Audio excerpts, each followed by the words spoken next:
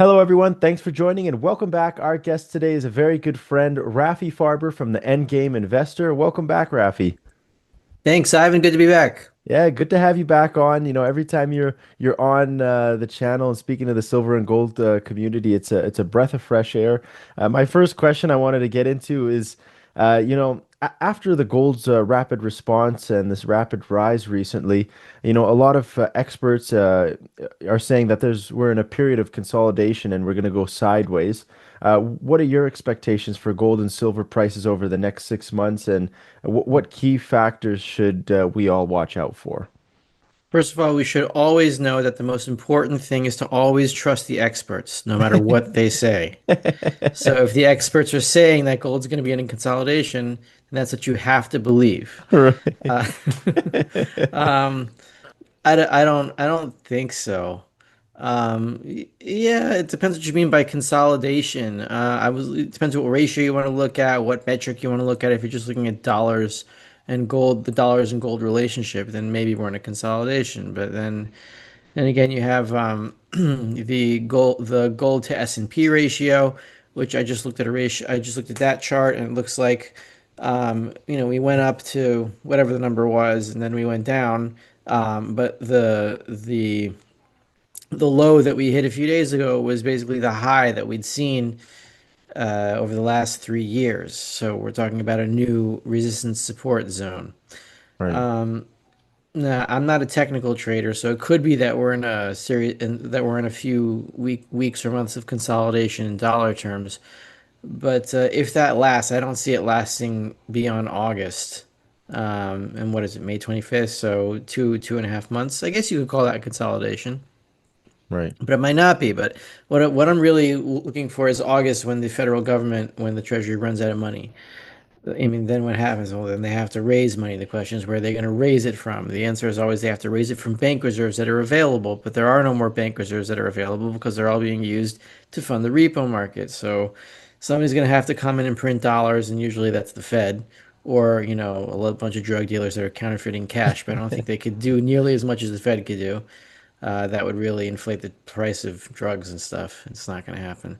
So we gotta wait for the Fed to step in here. And once the Fed steps in for one last time, we could be in the parabolic phase. So that's the thing about hyperinflations. They're always in gold terms, and towards the end stages, people are looking for consolidations, and they just never come. Right. So yeah, we could see a consolidation, and then another advance, and then another consolidation, which is even shorter, and then another advance, which is even bigger, and another consolidation, which is even shorter than that, and another advance to parabolic hell or heaven, depending on which side of the equation you're on. But the most important thing is that to understand, it doesn't really matter whether there's going to be a consolidation or not, because we are in the end stages of this. We have one more printing round, and after that, it should be done. It should be over. The dollar should be dead, and gold and silver should be money directly. And I mean passing coins around to buy stuff. And when it happens, it's going to happen suddenly, and people aren't going to know what hit them. Not even me, because what I'm imagining myself in a world where I'm using gold and silver coins to buy groceries, and I can't even believe it myself because it doesn't make any sense to me. But logically, I know it must be true Right. because every credit system has collapsed. So am I going to be am I going to be shell shocked when we're in that world? Yeah, I'm going to be shell shocked. I'm not really going to know what to do exactly, and I'm not going to know Right. what my responsibilities are. But am I going to be shocked in the sense that I didn't know it was coming? No, I know it's coming, but I'm still going to be shocked.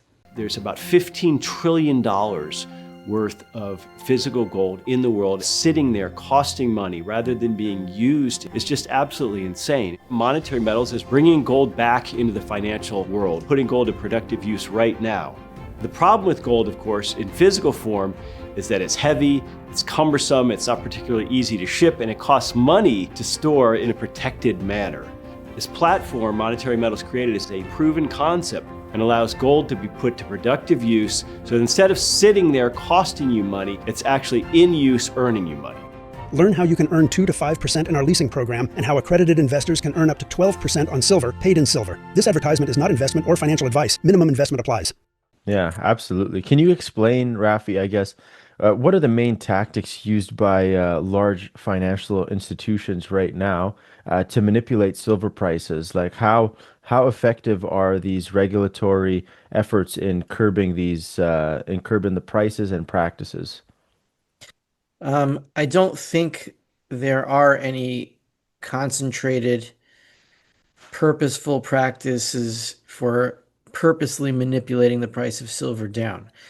Not that I don't think they're happening, or people like or organizations like GATA can point me at any, series of data that they've compiled over the past 20, 30 years and saying, of course, this is it, blah, blah, blah. Um, and I'm not even saying those data don't exist. I'm Right, just saying it's not purposely being enacted by any group of people. There are no group of people that are short silver and therefore suppressing the price down. Basically, it's a lot. At the same time, it's a lot more insidious and a lot less insidious than that. Because if you take the logic all the way back to what the dollar began as, it began as a silver derivative. Now, right, even before it was a gold derivative, it was a bimetallic derivative of gold and silver. And gold and silver were locked in at a ratio of 15.5 or 16.2 or whatever it was to one statutorily. So from that, you have what a dollar is. And because of the regression principle, the Misesian regression principle, Mises made this clear, you have to go back in time in order to give any meaning to prices, or else prices are just arbitrary numbers. And then if they're arbitrary numbers, you can't divide resources based on arbitrary numbers. They have to reflect some kind of a reality, and therefore prices have to reflect some kind of reality in the past. right. Now, the point of saying all this is that anyone who owns a dollar in their wallet or in their bank account or anything like that, or a Canadian dollar in their bank account, because the Canadian dollar, the Bank of Canada owns no gold, and therefore the Canadian dollar is a derivative of the US dollar because the Bank of Canada owns dollars. Same thing with the Bank of Israel. Where I live, the shekel is a dollar derivative entirely. Where you live, the Canadian dollar is a dollar derivative entirely. If you own that currency, you are short silver. You are short gold also, because you have elected to own their derivative of gold and silver instead of gold and silver directly. Therefore, you have sold your gold and silver and taken their liability instead. So you're short silver, you're Right, short gold. I'm short gold because I still own some dollars and I don't have $0. So I'm short silver. right. Everyone who owns dollars is short silver. So what's the mechanism? The mechanism is everybody. Everybody's short silver. And when nobody's short silver anymore, that means that silver is infinite amount of dollars, and that means dollars are worthless. And instead, we buy stuff in silver ounces instead of dollars because the dollar doesn't mean anything. Hello, my fellow silver and gold stacker. I just wanted to say thank you so much for watching the channel. Subscribe, please like the video, and also hit the notification bell.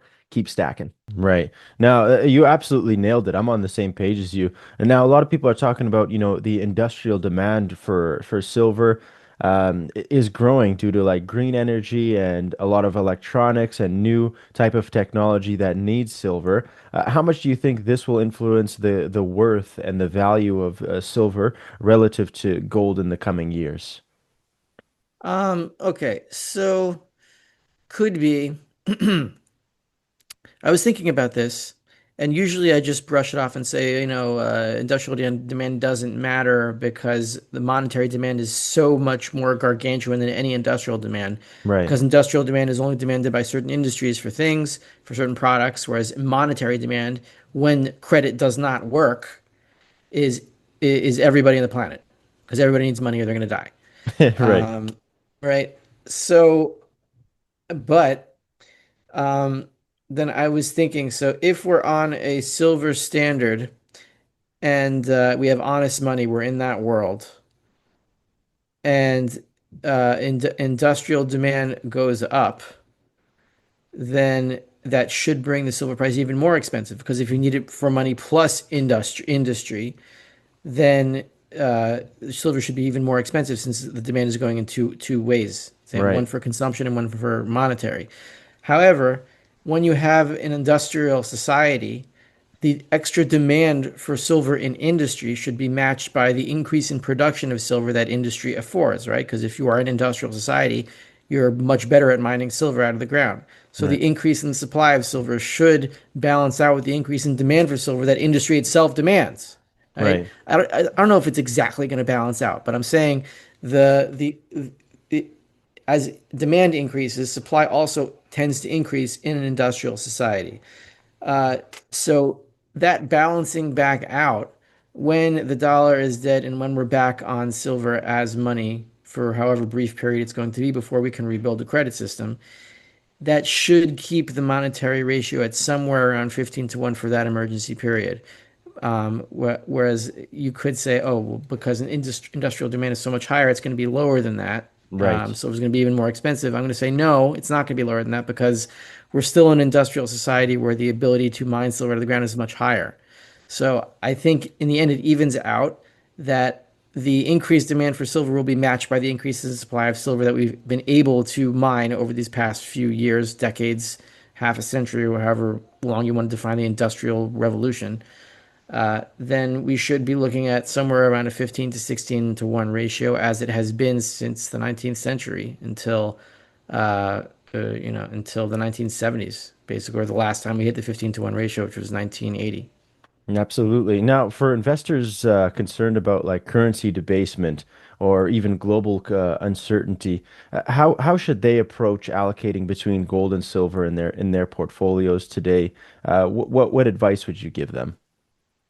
The advice that I don't give any advice, but what I do for myself is that silver's price swings make me nervous.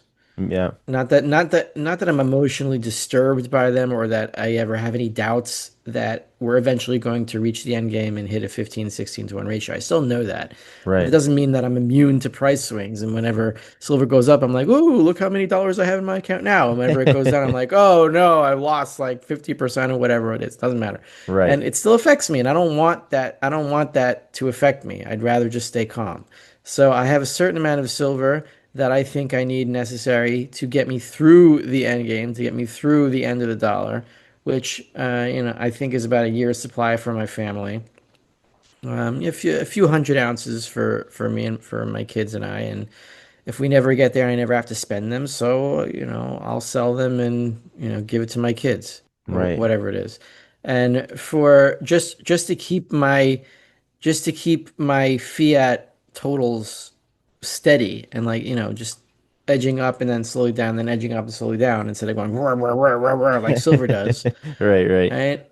So I have gold for that, and that balance keeps my portfolio somewhere in the middle. Some days it's more volatile, some days less, but it keeps inching up because gold keeps inching up higher and higher and higher, and Right. silver will. But I don't want to live through those volatile moments and not be able to sleep. I want to be able to sleep. So I would say get some silver to get you through the end game for when the actual thing happens, and use gold for to get to the other side of it. For the other side, you'll need your gold. Absolutely. Now, Rafi, before you go, I really want people to connect with you. I want people to follow you on your YouTube channel. I want people to check out your Patreon. I'll put the links in the description below. But where can people find you, Rafi? Yeah, my YouTube channel is Rafi Farber. You can also search the Endgame Investor on YouTube. And my main thing is my Substack, which is Endgame Investor at Substack. You'll get I post there about 3 times a week. I focus on the plumbing of the financial system because I'm looking at a giant pipe. So I'm looking at the base of it, and if Mhm. there's a clog there, then everything's going to go to hell after that pipe because we're talking about the aorta of the financial system, right? Where Right, right. that's where you spot a heart attack. So I'm like a heart attack monitor for the financial system. And also, yeah, every so often, I will write a philosophical piece making fun of some central bank or talking about some monetary principle and just complaining in a fun, dry way that I usually do on my YouTube channel. And you can check out my Patreon at patreon.com/endgameinvestor for a religious angle on these topics. If you want to know if you are a theist and you believe in God, then where you think God fits into this whole monetary picture. And I give my theories on that and my religious lessons. If you want to go any deeper, then this is just money. It's really the base of all society, and that's why we have to treat each other truthfully, which Yeah. begins with true money. That's how it starts and No, ends.